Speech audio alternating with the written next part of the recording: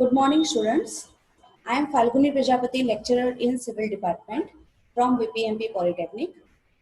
Today, I am going to present a topic name Pile Foundation, unit name Foundation, and it falls in subject Construction Technology, 3rd SEM Diploma. Let's begin.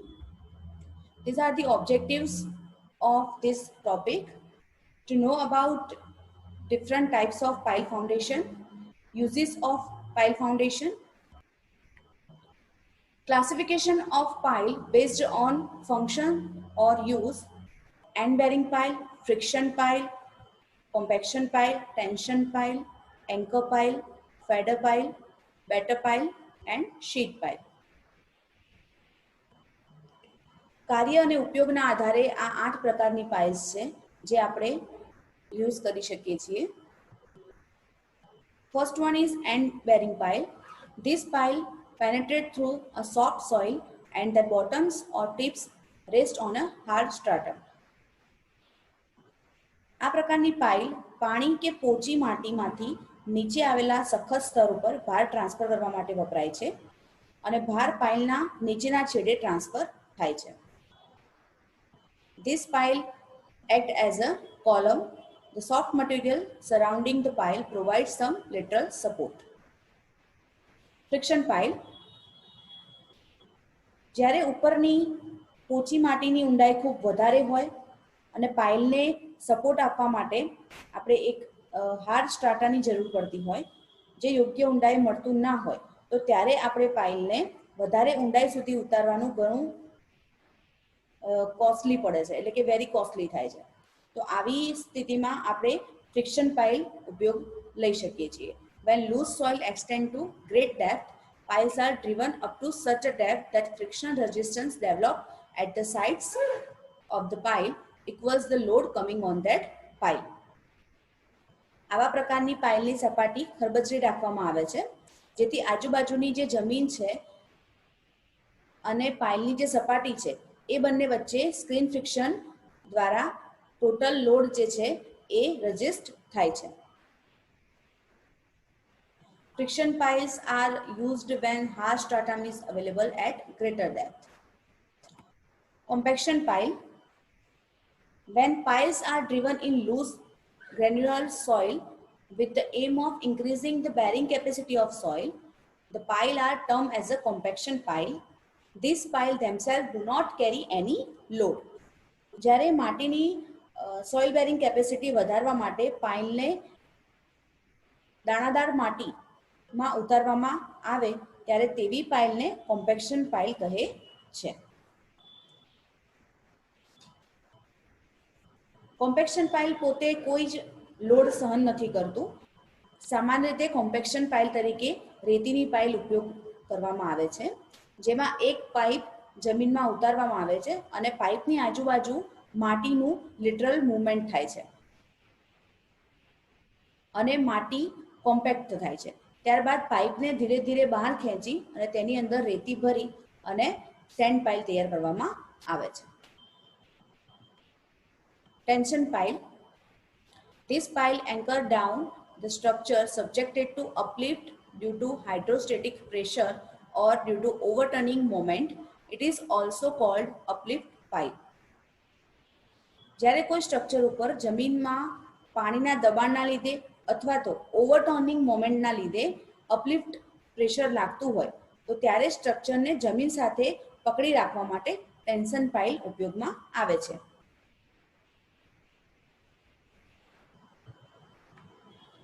Anchor pile. Anchor piles provide anchorage against horizontal pull from sheet piling or other pulling forces. Sheet pileના ક્ષૈતિજ એટલે કે horizontal ખેંચાણ અથવા તો બીજા પ્રકારના કોઈ horizontal ફોર્સને પકડી રાખવા માટે આપણે એન્કર પાઇલ વપરાય છે. Fender piles are used to protect waterfront structure against impact from ships or other floating objects. દરિયામાં આવેલા કોઈપણ સ્ટ્રક્ચરને વહાણના ઘસાવાથી અથવા તો અથડાવાથી થતા નુકસાન સામે આપણે ફેન્ડર પાઇલ જે છે એ રક્ષણ આપે છે. તો એને એક રીતે રક્ષણ પાઇલ પણ કહી શકાય. Batter pile, they are used to resist large horizontal forces or inclined forces. જ્યારે વધારે પડતા હોરિઝોન્ટલ ફોર્સ અથવા તો કોઈ ઇન્ક્લાઇન્ડ ફોર્સિસ આવતા હોય તો એને રેઝિસ્ટ કરવા માટે આપણે જમીનની અંદર બેટર પાઇલ ઇન્ક્લાઇન્ડ ઉતારવામાં આવે છે. તમે ફિગરની અંદર જોઈ શકો છો કે sheet pile, foundation pile, batter pile, anchor pile આ રીતે મૂકવામાં આવે છે. Sheet pile. Sheet piles are used for the following purposes: to prevent underground movement of water, to prevent the transfer of machine vibration to adjacent structure, to construct retaining wall in docks, wharves and other marine structures, to protect river banks, to retain slides of foundation trenches, to work as a cut-off wall under drain. Sheet પાઇલનું main કામ એ છે કે જે જમીનની અંદર બે મેમ્બર્સને અલગ કરવાનું છે અને એની ડિઝાઇન વર્ટિકલ ફોર્સિસ માટે કરવામાં આવતી નથી. એની ડિઝાઇન એ રીતે કરવામાં આવે છે કે જે જમીનની નીચે પાણીની મૂવમેન્ટ રોકી શકાય, પછી એની ઉપર રહેલા મશીન્સ છે એના વાઇબ્રેશન જે છે એના લીધે સ્ટ્રક્ચરને થતું નુકસાન રોકી શકાય.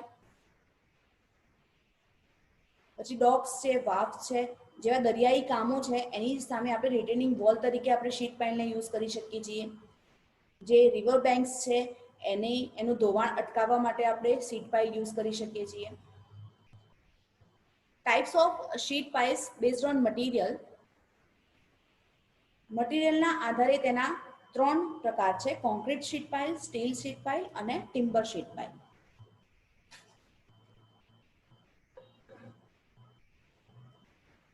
This slide shows the difference between end bearing pile and friction pile. The bottom ends of the pile rest on hard strata, when in friction pile, when loose soil extend to a great depth, the bottom end of the pile does not reach up to the hard strata. પાઇલનો જે નીચેનો છેડો જે છે એ જ્યારે hard સ્ટ્રાટામાં એટલે કે સખત સ્તર ઉપર ટેકવવામાં આવે છે તો એને એન્ડ બેરિંગ પાઇલ કહે છે. જ્યારે પોચી માટીની ઊંડાઈ વધારે હોય અને પાઇલની સપાટી અને માટી વચ્ચેના ફ્રિક્શનના આધારે ટેકવવામાં આવે તો એને ફ્રિક્શન પાઇલ કહે છે. Load is transferred at the tip of the pile. Load is transferred to the soil surrounding the pile by friction between soil and pile material. End bearing પાઇલની અંદર જે પણ લોડ આવે છે એ પાઇલના નીચેના છેડે ટ્રાન્સફર થાય છે, જ્યારે ફ્રિક્શન પાઇલની અંદર એની આજુબાજુની જે પાઇલ મટીરિયલ અને સોઇલ જે છે એના સરફેસ થ્રુ ટ્રાન્સફર થાય છે. It is suitable when hard strata is available at shallow depth, and it is suitable when loose soil expand to a great depth. Pile act as a column and friction pile does not act as a column. End bearing piles are normally driven in vertical direction and friction pile may be driven in vertical or inclined direction. એટલે કે end bearing pile એ always vertical direction માં જ એને મૂકવામાં આવે છે કે જ્યારે ફ્રિક્શન પાઇલ જે છે એ વર્ટિકલ અથવા તો ત્રાંસી ગમે તે દિશામાં તમે ઉતારી શકો છો. Dimension of pile are determined from load on pile and its material. Dimension of pile are determined from the load on pile and roughness of the pile surface. એટલે કે જે પાઇલની ડાયમેન્શન છે એ એન્ડ બેરિંગ પાઇલની અંદર એના material અને એના ઉપર આવતા ભારના ઉપર નક્કી થાય છે કે જ્યારે ફ્રિક્શન પાઇલની અંદર એની આજુબાજુની ખરબચડી સપાટીની આધારે નક્કી થાય છે. The length of pile must be equal to the depth of hard strata from ground surface. The length of pile can be reduced by increasing the diameter of pile and by increasing the roughness of the surface of pile. પાઇલની લંબાઈ જમીન નીચે આવેલા સખત સ્તરની ઊંડાઈ જેટલી રાખવી પડે છે. જ્યારે ફ્રિક્શન પાઇલની નો વ્યાસ વધારીને સપાટી વધારે ખરબચડી કરીને એની લંબાઈ ઘટાડી શકાય છે. Classification of pile based on material, એટલે કે મટીરિયલના આધારે પાઇલનું વર્ગીકરણ કરીએ તો એમાં થશે concrete pile, steel pile, timber pile, composite pile and send pile.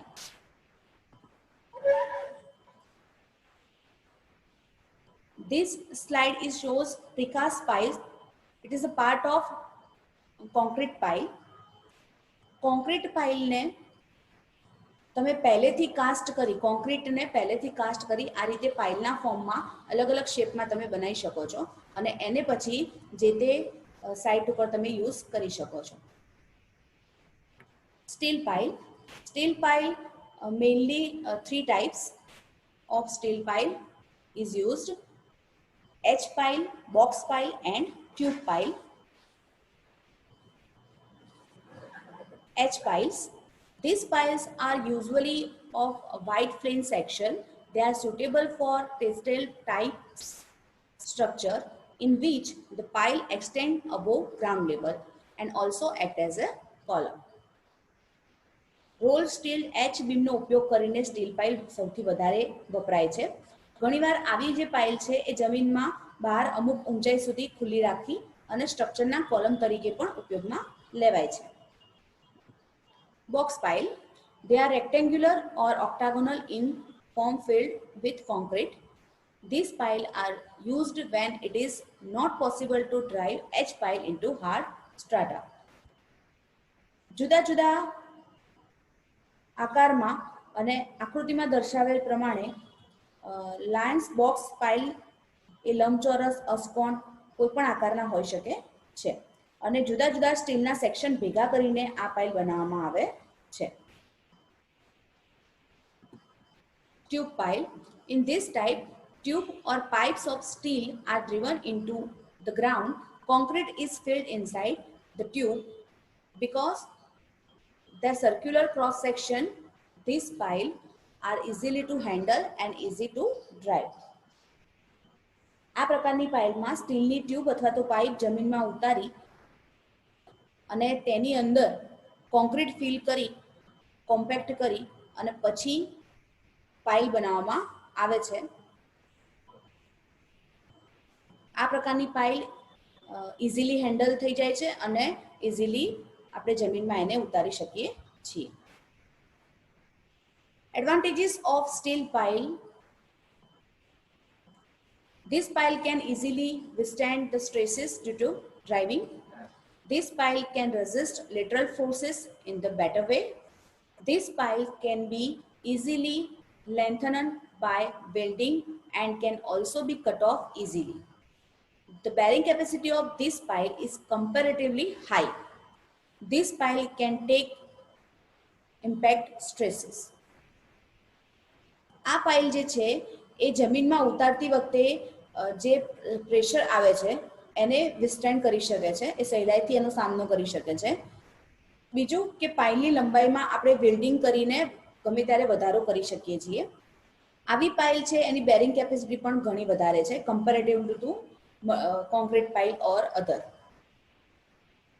પાઇલને આપણે ઇઝીલી હેન્ડલ કરી શકીએ છીએ, એને ઝડપથી કટ પણ કરી શકીએ છીએ. તો આ બધા એના ફાયદા છે સ્ટીલ પાઇલના. Timber pile. These piles are prepared from trunk of tree.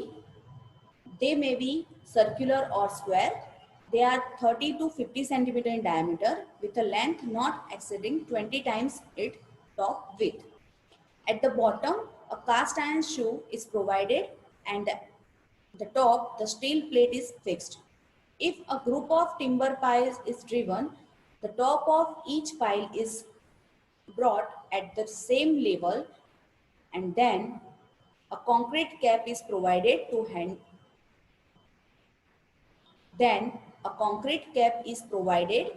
to have a common platform. Composite pile. This is a type of construction in which piles of two different material are driven one over the other so as to enable them to yet together to perform the function of the single pipe. In this combination, advantages is taken of durability of concrete pipe and the cheapness of timber pipe. Timber pipe is terminated just at the lowest level of groundwater table. આ પ્રકારની પાઇલની અંદર બે જુદા જુદા material એકબીજા ઉપર રાખી અને જમીનમાં ઉતારવામાં આવે છે અને બંને પાઇલ ભેગી મળીને એક પાઇલનું કામ કરે છે. ધારો કે આપણે યુઝ કરી શકીએ ટિમ્બર અને કોન્ક્રીટનું મિક્સિંગ. એટલે આ જે કોમ્પોસાઇટ છે એ તમે કોન્ક્રીટનું સ્ટ્રેન્થ પણ આપશે અને લાકડાની જે ચીપનેસ છે એટલે કે ઇકોનોમિકલ તમને પડશે લાકડું, તો એનો આપણે એમાં એડવાન્ટેજ લઈ શકીએ છીએ. Advantages of composite pile: they are economical, they are easy to construct, they are suitable for ground condition in which other type of pile will be unsuitable. એટલે કે આ રીતે ટિમ્બર પાઇલ અને કોન્ક્રીટ પાઇલનું મિક્સિંગ આપણે કરી શકીએ છીએ. Concrete જે છે એ પાણીની અંદર ફેલાઈ જાય એટલે આપણે નીચેની સાઈડ ટિમ્બર રાખી અને ઉપર એનો કોન્ક્રીટનો ભાગ કરી અને આખી એક પાઇલ તૈયાર કરી શકીએ છીએ. Send pile. These piles are formed by making holes in the ground and then fill them with sand. The top of the sand pile is filled with concrete to prevent the sand injecting upward due to lateral pressure. Sand piles are spaced at 2 to 3 meters. Its length is kept about 12 times diameter. They are easy to construct and can be used for any position of water table. They are not suitable for loose or wet soil or where there is danger in score. આ રીતે send pile બનાવીને ગ્રાઉન્ડથી નીચે pipe દ્વારા hall કરી એની અંદર send fill કરી અને આ રીતે પાઇલ્સ બનાવવામાં આવે છે અને એની ઉપર પાઇલ કેપ કોન્ક્રીટની બનાવવામાં આવે છે અને એની ઉપર પછી આપણું સ્ટ્રક્ચર રહી શકે.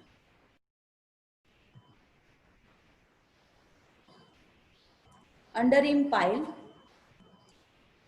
For serving as a foundation for black cotton soil, fill up ground and other types of soil having poor bearing capacity. An underrim pile is a board cast in situation concrete pile having one or more bulbs or underrim in its lower portion.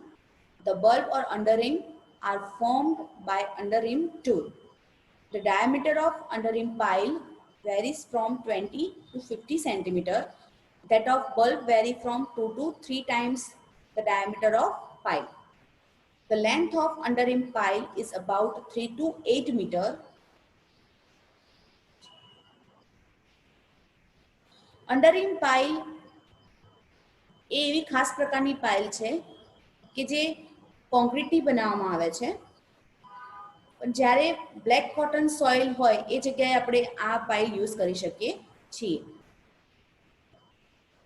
Black cotton soil એવી માટી છે કે જે પાણીના સંપર્કમાં આવતા expansion થાય છે એનું અને પાણી દૂર કરતા એ કોન્ટ્રાક્શન થાય છે.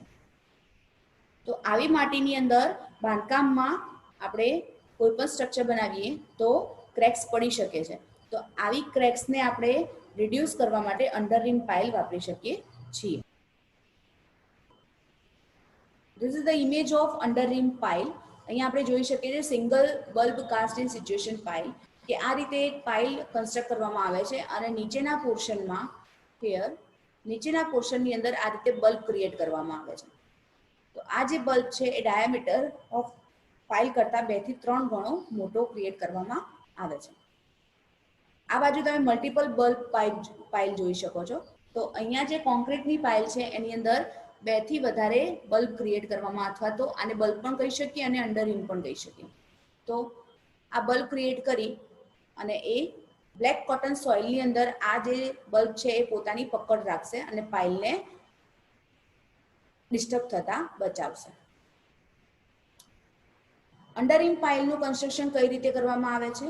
તો ઇક્વિપમેન્ટ યુઝ થશે spiral auger used for boring, underrim used for making bulbs and boring guide used to keep the hole vertical.